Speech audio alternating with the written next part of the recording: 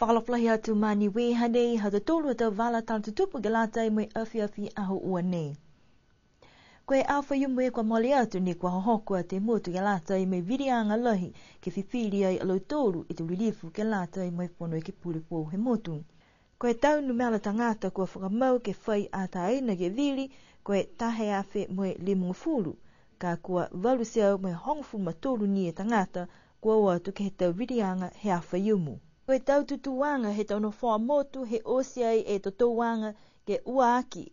Kau e lilifu ko toke tālangi mo e whāseo onongo fulu mawhitu. Tu ua he lilifu ko Terry Coe whāseo uofu mahewa. Tu tolu e matua whiwhine ko Joan Viliamu mo e tolu seo onongo fulu maono e vili. Tu whai matua tāani ko Stanley Kaloni mo e tolu seo onongo fulu e vili. Tu lima e lilifu ko Tongia seo ni holo. Tolu seo ua fulu maono e ola. Mo tu ono e matotane ko Crossley tātui. Tolu seo ua fulu mawha hana tau vili kua moua. Hane e tau vili halo tolu mai he numela fitu, ke he numela hongfu mawhitu, ke lata mai tau no wha motu. Mr. John Sekia, ua seo hewang fulu mawhitu. Dr. Asupulu, ua seo walung fulu mahewa. Mr. Maru Tālangi, ua seo fitungu fulu. Esther Pavihi, ua seo limungu fulu. Mrs. Mai he toi he kauf, ua seo whaangu fulu maua. Mrs. Loffa Ricks, ua seo mai hongo fulu. Mr. Willie Papani, taha seo hewango fulu malima. Mrs. Grace Tālangi, taha seo onongo fulu mahewa. Mr. Langa Lavini, taha seo limungo fulu mahewa. Mr. David Boihanga, onongo fulu mawhitu, mo Mr. Virikai, viri ua torungu fulu maua. Ke he tau maanga ne walu, kua oa toa ke virianga, ko hakupu atua, tu mau e lirifu ko Young Vivian he hana no wha, me moe ia torung fuma tole viri ke hana no wha. Ko laua ni kua oa tu foki ke viri ke he no wha nei ko Mr. Michael Jackson, ua fuma hewe viri, Mrs. Taumalua Jackson, hong fuma whae viri hana. Pihia kia la keapa mau e no wha ha haleni kopa mangatungia, moe ia o ua fuma one viri. Koe tangata to toko ko Mr. Tongalilo Cornelio, hong fuma lima hana viri, tu mau foki e no wha hamdalau ke lirifu ko Bill Mutfou, mo ia tolu fuma whae vili ke hong fuma tolu he matuataini ko Maxeo Ioane. Tu mau hatoi ke eke puli ko Dion tau fitu, hong fuma taha hana vili, ko laua ne totoko ko matuataini ko hamo kau lima, wha hana vili, mo matuafini ko lirivika mi matangi, tolu hana vili pihia, foki kia hikto avake, ko eke puli ko Opili Talafasi, tu mau hana no wha, mo moua hong fuma tolu vili ke he hong fuma taha, ha Pamela Tongiakona. Hiki tuai e eke pule ha makefu ke he matuawhiwhine, ko tulele he mama tungia, moa e ia hongfmaone vili mai he hongfmalima he matua eke pule, tofua pule tama, mai ono he matutaani ko Charlie Tovaka. Ko alofito ke lau tu mau e no wha ke he lirifu ko vainga tuitonga, moa e ia ono fumatole vili ke he hongfmafitu he matuawhiwhine ko Mrs. Rosalind Hipper. Koe maanga ko alofitonga, tu mau foki e no wha maanga, ke he eke pule ko Downton Tangelangi, mo ia ta se hong pafite vili ke he whikingwhaon he matotani ko Fuku Tonghai. Taha e tau whailoanga foki mai he takitaki ke te wirianga ko Justin Kampala ke no whaha makefu. Kua amna ke tātua e ke he whakawhirianga ha kua whaitohi e taha matua kua tuku atu ke kumikumi ke tangata kua ataina ke viri ke he virianga ha makefu. Taha e hamatora tohi aore ni ko mua mai mahani nei, hangau ke whikau e mango makefu. Hai e ni ka hatu tarawanga hana kua tuku ki loto, ke uta ke he whakawhirianga, ke whaiwhirianga mai e ke whakawhiri ki ai. Si kua takati ka ha whikau ia ke tuku atu ka ha ka hoko mai ke whakawhiri, a honga furi a mei.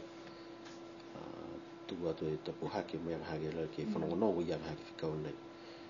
Si ka eke ni ka haa ko whai hikianga, tō whai hikianga ni ka mua mai ni ka mga hoia. Ka ei whenau tau ka haa ke bihi ui haa ko pui hepu koe haa. Koe bihi ni ka ko tunu hia haa na whuki hai. Hangau ke tau matafukutu whono tuhi ka haa tu tūne koi tuat ki ai. Koe si koe mga honei mauanga ia ni e tuanga ia ki makefu na kai la whai hikianga ia ato oise tau whakawhirianga. Ko mga honei ka hamatoro ka haa ke tuku atu hai hamatoro whakakisanga ni mō mai he pōwhiun. Numela ia ni ka haa. Ka eke ni ka haa ko ato toko ia Kaya ngoni to ka kano ni to toko ia puke ha tunu hi han hai. Kaya kini ka fai hiki anga mai ni ka hai whakawhiang. Ai ko mo turi nei ka ke fai hiki ke ha mo tonu ke whakakise e mena ko whita. Koe whalata mana ni kua tuku huhu e whalu tangata kei, hanga au whoki ke te puhala whakatoka vili. Kaya ke ko toka ai he ngohe tangata ia ke he pepa vili, ia hoka vili ai. Koe tonu hia ni ai aga haki vili. Ai meki matoro ke tauwhia ia ke vili. Kaya ke koe mau he ngoha ana ke pepa. Pesi ni ka whinato ia ke tahap ke ue tau ka whanake mai mai. Ka toka ngai newe he ngoha ana ke roll. Ko tonu hia hane ka haki vili. Whai mata whatu na kai ni pihe tunga ia ha ki au hau fōwau ai mai ke au ke vili a to nofo mai au ki he motu hongfulu mau e mahina ta hoko ki he vili anga mga fōwau ene kai mai ke au ka ha he pihe kua nofo e au he taha mga he mui haku i niui. Hai e ta matu whono ka ngao ke tō whangamena pihe nei. Kai koe tunga whuki ka ne hakua na tuku mai hei te tangata ko whiwhiri ka ha ke tohi ka ha to roll e tō maanga te kita. Si longa mga ho ai naki pōkia ni ka ha poke ha. Sa i mua he whoro hingoa. Ka kua ha mga ho ia mwene whange tō roll. Ki au mai ka ha ke kikisi ki ai. Si ka eke ni ka ha kua hawa kai si kisia hingo he tangata ia ne toka ai ke he roll. Ka eke kua lewa hana whamakehe mai mut. A tahi nā kai mai hau ke tō toko atu ka ha ke koia. Ke pehe o lati ko ta ke. Ko ta mga ho ia ka ha ko lati ke tō sei. Ha ko mga ho ka pae roll. E ti mea ke matoro ha ke lawhi whuke ha ingoa ki lu. Si ko ta mga ho ia ne kua tuku atu ka ha ke tō tangata ko mai ke kikisi kia. Si ka eke ni hau ke kiselo tōru o lata ptei tu ta ke. Ta mai ake tō mana tō toko atu ka ha ke tō ingoa ia. Kai tunga whuke ni loa tō whanu mga ho. Ko pehe tu tōra ina whamua tangata ke mōri kai whanu mga ho ha wha tuku wha umei a wewa mai ka ha whuki mai he waharoto ia. So ko tunga pehe ka tu mau ni hana manako pehe ko tu mau nau ke whia uri mai ke nofu mot ke nofu mau ki niwe uka whukata matoro hai ko te ke whuke hana ingoa mga ho ia. Olanga lo toro ko tu whenonga tu ka hai ko te mutu ko tunga whanau aonga whuki whau ko tu whao he tō tauru tō sena ok ha ia ni whau hana nofu tō mutu ke he mga ni ka kua ko puhi ni ka ha tō tūna maila tangata ni nofu mau ke mut ko puhi ni ka ha lo tōna ko taria ki vi hau na whau ai vi whuki ni ka pesi ni ko na nofu whuki mut. Official election results are today ready to be released to the public once endorsed by the caretaking government. Chief Electoral Officer Justin Kamupala said the official results following the provisional release on Saturday has not changed much, except the two new members who received the same results. Common Roll Member of Parliament Tungia Sianiholo and counterpart Common Roll Member of Parliament Crossley Tātui both received 325 votes each on Saturday night, and it is now established by the Justice Department that new standings has resulted in MP Sianiholo in 5th place with 326 votes and Member of Parliament Tātui in 6th place with 324 votes. Justin said overall results has remained the same, with Honourable Toke Tahalangi topping the polls, receiving 467 votes. Second, Honourable Terry Coe with 429. Third, Mrs. Joan Ridiamba with 366. Fourth, Mr. Stanley Coloni with 360 votes.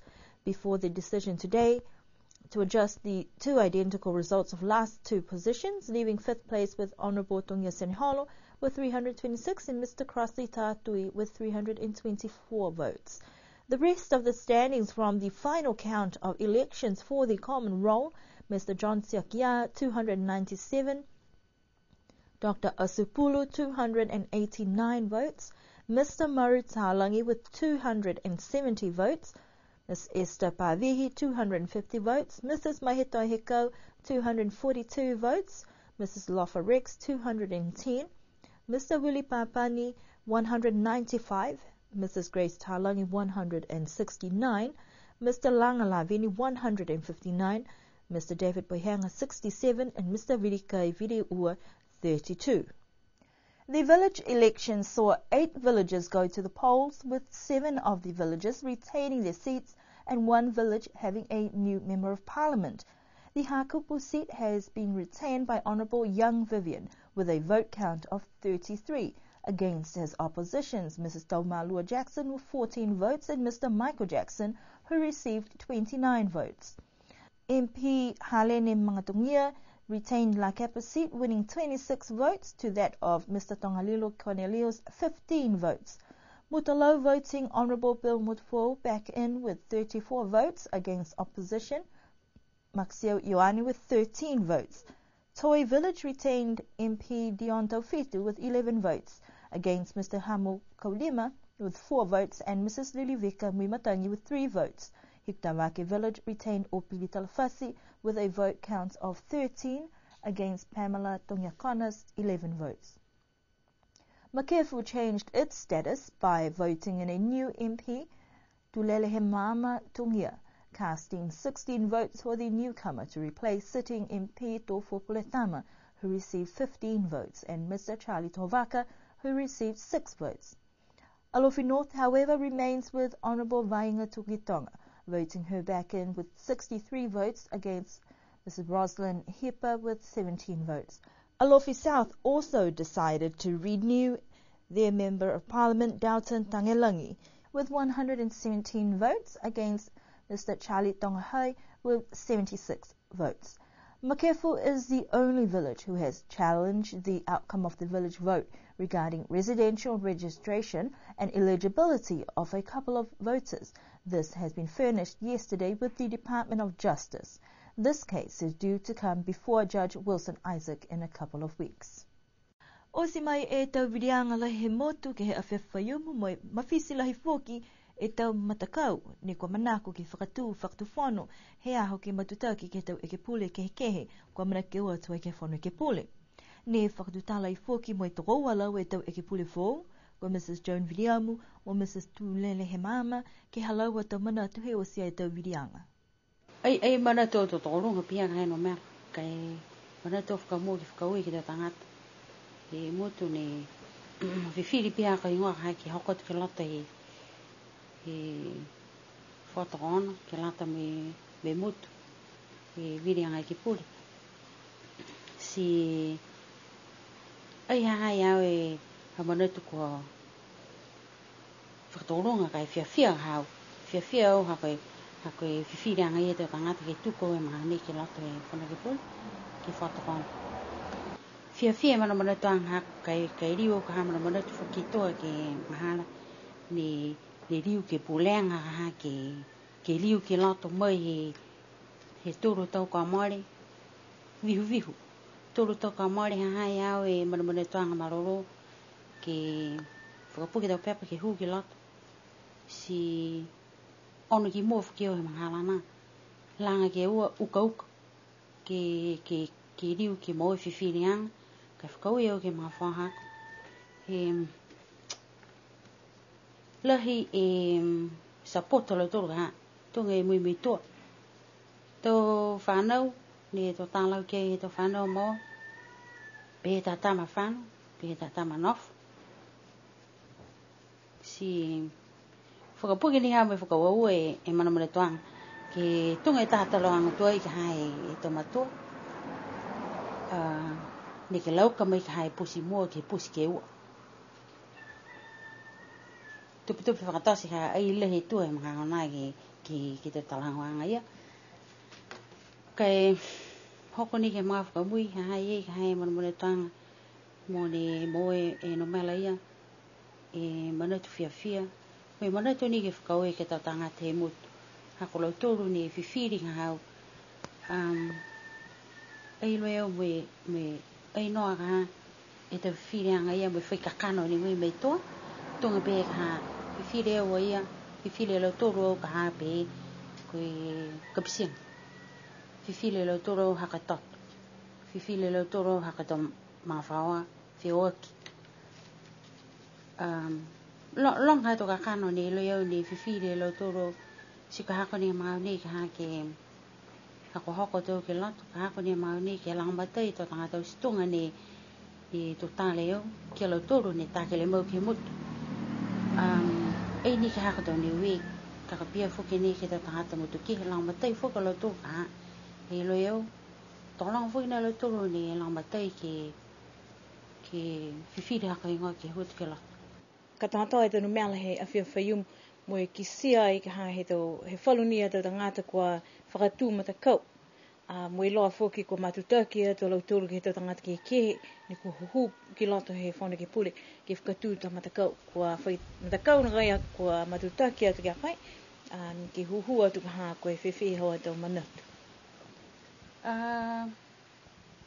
Whai te whai mata kau ni kua ole ki whakataha ki tau whanang siku manatu haka ki whinatu mau ka haki whanangonong o tau ki lautor ai la huu mta kau iau ka whinatu ka haki whanangonong ki lautor ko hingoha lautor ka haki tau mena mui tau purenga ka haki lata mui tau siang hei motu ka haki whakakihi mai po ki whakahangang taki mai ki maani ko hingoha tau mena lohi hau ni manako ki tausi tau mena whamua hau ni manatu ki tausi ka whinatu ai ki whana ki pule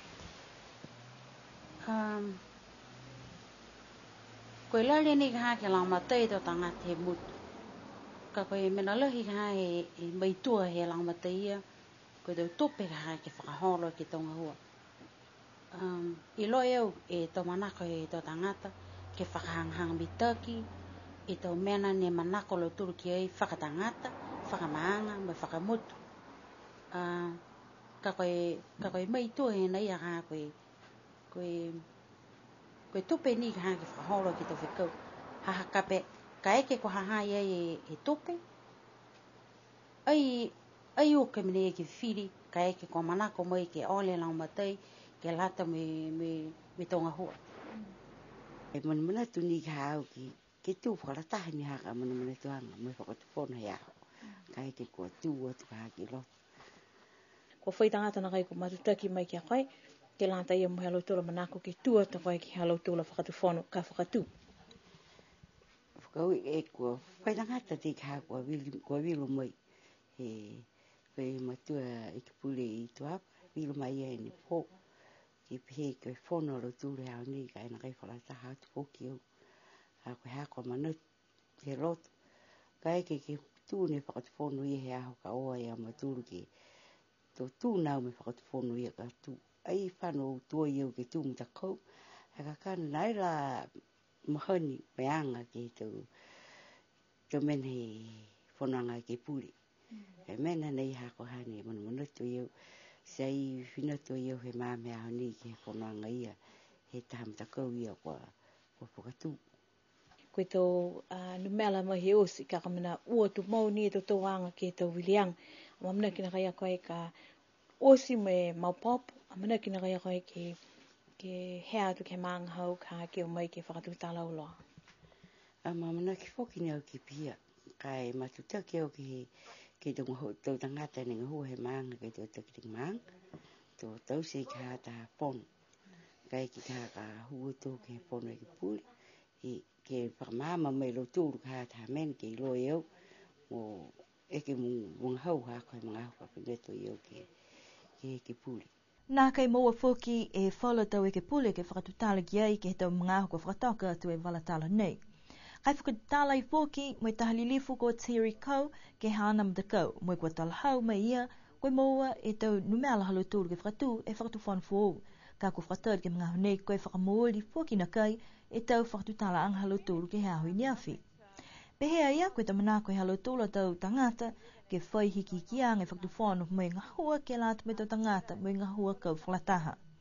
Pehe whoki e lidifu ko kau amana ke halo tūru ke liu whakatutala ke haho pungi ke kisia mōri e whakahikuanga ke halo tūla tau manako. Whakatutala whoki mo e takitaki mtakau leveki ke whakatufonu ke mga ahu nei koe lidifu ko toke tālangi mo e whakakise hana a tau manatu. Lahi whiwhia haku mo e whaui ke he tau tangata haku e haro tūru a tua me wharanaki mai kia. Me haku e tau whakahoho angi ke lo tūru ke vili mai kia ke mai ke ia ke matutaki tanga hua. Ne ko tausi e he tūru tau e whamani si koe haku ki sia. Koe haro tūru a whiwhia mo e haro tūru a tua. ko mai ke whakakisi ke tau wilianga hea whiu. Ono te fōki ke tau wilianga, mai he whakatu whānu hau ne kua te kitaki ke te mga komare. Kua whai e ke puli ne kua nā kai hoko atua i koe ngai te manatu hau hanga he mga nei ke he tau ono anga ia. Na hanghang grea doini wharu mga he tuang he nofanga i noto he whono i ke puli. Mo e tunga ia, koe taha he mautulu a matrainanga. Ringa longona he he whangahana whakairoanga ke tau tupu whanau, a si pihia e manatu e wharu ngā te pihe whakakisi mai kia. Ka kamina pihia doini ka he whakakisi anga, muitunu hi he tau tangata ke whakakisi e haluturu whiawhia, pake nā kai whiawhia ke tau tangata i noto e whono i ke puli. Si ei pihia eu koe mena he whakatawhanui, ka whiwhiri anga nei he tau tangata ki siaro tūru tangata kao, ki siaro tūru tangata kua nā kai tausi tau mena nuka manako la tūru ki ei. Koe ha mautūru, koe na whapeheu ha, koe tunuhia, democracy, is a good thing. Si me taki o mautūru he haka te rahau, tūre tau, li liu atu ki tūru, mo e huhu atu. Whē he ki sia mai mautūru, ha mautūru tanga hua. Ka mitaki, wili mai. Ka nākai mitaki, nākai wili mai. Mai ke i tūru ni kau me whakatawhanu ke maua i wili haka whakatawhanu, ka kamana nata whuki ni tūru ki tau se whakatangata i tūru hara tūru da wili. Si pihi ono haka hanga hea whiu. Whai whanana ki nā gai a koe ke tonu meala ia ne kua tuku atu te tangata motu ki a koe ke mātutua ki hāwanga hua koe lili pale mea he motu. Pihi e whakailoa anga he tauranga he te tangata ki a hai ia ko whakakisa te mautūru, whanua ki tau se hātanga hua. Koe taha mena lohi ni whae whakatali lohi te tangata ki ai koe tonu meala. Ha kua longana mai ki hae tawhahi koe mua halotula tonu meala i loa whoki ki he whalu ni a tamu kai nanga koe mua whoki ni hao tonu meala. Koe matanu mela mga nena manako la ke hok mata. Si fuafui mautūru kai ke ko whakamōri o si e ononoanga he tōturu whana te whaafu. Koe mōa ka hea ngofu matūru i e whana te hok mawha. Ka koe tunga nei he loi te tūru taha i ena nofu ni sila ha koe te taru i hana sila. Si toa ai he mga hane ngofu matūru. Ka rautani ka haa ki he tau whirianga tau matua e pule. Koe pungi ni nene whakatutalanga e mauturu. Siu ke haa kau tala tua ki hala turu a tau manako hina i hala turu ke whiwhiri o ke matutaki tonga hua matu. Ai whiwhia whuki nāo kai ke wanaona tau turu ke te whuata ne ka hoko me ke nota nā hane. Haka mai ke hala turu ke whakakise mai hala turu a tau makaka mai riro ke whakahoro ki tonga hua ki mua. Koe mena hāko ne whaita matama ki o rau tūru. Ke o mui ki kau whakanataha ki tau singa hua ki lata me te tangata tau tūru.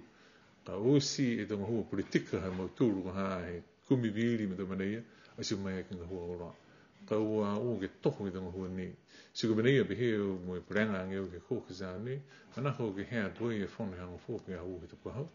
Ke tau se whiriana he matua pirimia, si behe ni me hata ki whanu. Koe e taha le kua ke he maanga ko hiki tamwake ke pauri po whaiumu, ne kua vealai e tākaina nofo he taha manga whawa. Kua hohoko atuai e matakau ngahua tāmasi awhi ke laili ke tāmasi, ka kua lahi ni malona mai nā kai whemena, ne kua hau kua vela usi ni ke he mga hona. Ne kua whakatutālai mai mga whawa, ne kua le uia i ke he le kua ne kua tupu. Tonga ni kisim tūru e kua ni tupu.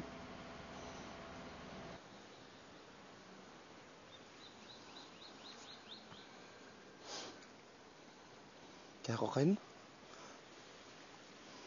Mai hakoa toa me hako tam ke pure boia.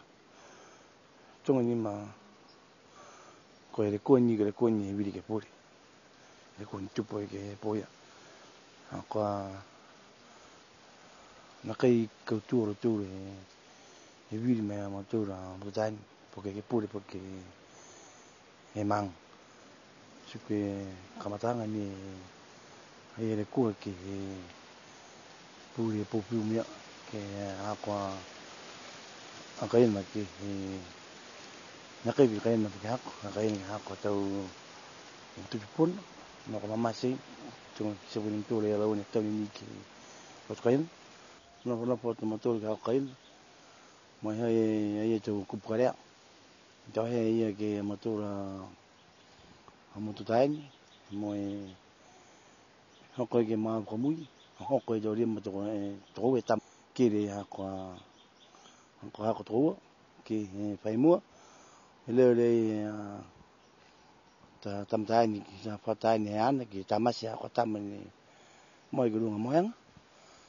Si kere po ke e ta whata e ni po ke po ia po ke hako toko e na he ita he e mo au kere po ke poko kai, me tō me hako toko ki whapu he puntuare peitua, ke pūre po ia. Kai mamokore ni o ke hako tamane ke kere roto, mai hoi ke o ke hako toko e maroroa ia, e riwa te ki whare ke anga ke hako maua tamane, takot me mohe ke moanga. Ko hea mai taha ke riwa ngi o ke ki whare, ni ke tamasi ia maua tam. Kai whaue ni o ke maroroa pia ia masiki, Mane ranga ki oe ki runga. Me riwa e ke tamai a maa tam ki whapu. Ma whihao rao te maturu ki maturu kai ne matutaini ki runga. Ki mga pamui. Koe le kua nei ne kua tupu he mole atu ai a virianga lai he motu ke mahaloto he mtahala hong furu mai hong matahe puri pō ne kua mowai e tahahea ke whahi tamasiafi hako tupu le kua nei. Ka koe tala hauanga mai he takitaki whahinga hua leo leo, nā kai whakamudapatu halo tōla tau kumkumianga ke pehe koe le kua tupu mai ha koe tau virianga, kai matutaki ni e tau kumkumianga ke iloa mahino, koe hingoa e tau mena kua tupu ke moa kuhai ni kua tause e ngahua mataha wala nei. Kua hokua te mtakau whakapuloa tāla mai ki sia ke mtakau ni kua tupu ai le kua ki ai, hane whai tāmasi e whahinga hua tāmasi awhi ke he whale kua vela, kai matutaki moe tau whiawhia e tahakaina ni kua tū ke he pākai whale ni kua vela. Koe tala hauanga pō ke takitaki leo leo, ke he whakaholoanga he leo taong niwe, koe tau kumikumianga ke tau isi ke he mga nei, kua whakamudapatu wai ke tau tala hauanga, kua whaitangata po ke tau tangata ne kua mau po ke tungi paua ke whale nei.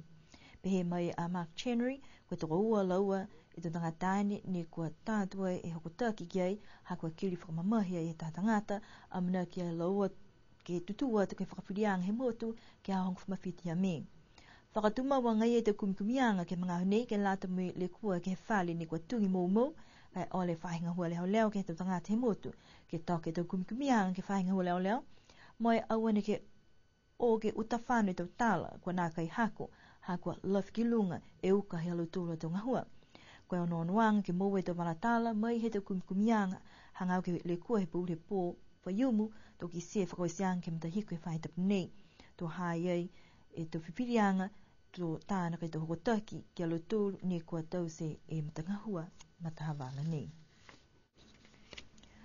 Koe whahi tapu nei ne kua kamata whakangahua ai mai whakapōwai e whalu tau urungahua ke whalu tau whahingahua whakatawhono. Koe tau pungahua nei ne kua whakailoi ke tau mahina kukua moli ki toa, mai kua whai mga he tau se tau whakatutalanga ke tau whipirianga i alutulu ne kua hanghang mitaki ke taktaki ai tau whahingahua nei he whakatawhono. Kua whakailoi he whahi pulingahua he whakatawhono alutulu ni kumoa e tau pungahua nei, ko ia katakitaki fuou ke lata mai whahile veki au tu ai ke whalifono ko Christine Ioani mai hana tangata langmatai ko ngā tūtuku tama. Takitaki ngā hua fuou foki mai whahinga uwhakamotu ko Gayleen Tasmania, tu mau nia Brendan Pasisi ke takitaki ai whahinga uwhanua tua kaumufusiaka, pia i foki mai takitaki ke whahinga uwhapiliki whakatu mau ni kia Dave Talangi. Koe tahapunga hua foki ke whahinga hua langmatai atu ke he Forum Secretariat ke lata mai whahini iluveki ai ke he tau ngā hua ke he Pacific Plan kua mōwai he matua ko Aohiwa Levi. Kua whakamōri me kamate tau ngā hua halautoru nei ke he ahongofua he whaitapu nei. Whakakatoa toa mai hina ia hatutula tau wala tala tutupu ke lata i mo FF nei amna ke liu ke matutaki pe nei ke tau wala tala tutupu ke he awhiawhi ahotuloto. Kia na nofwa manini pō ato liliwa tatolu ke Whelewea.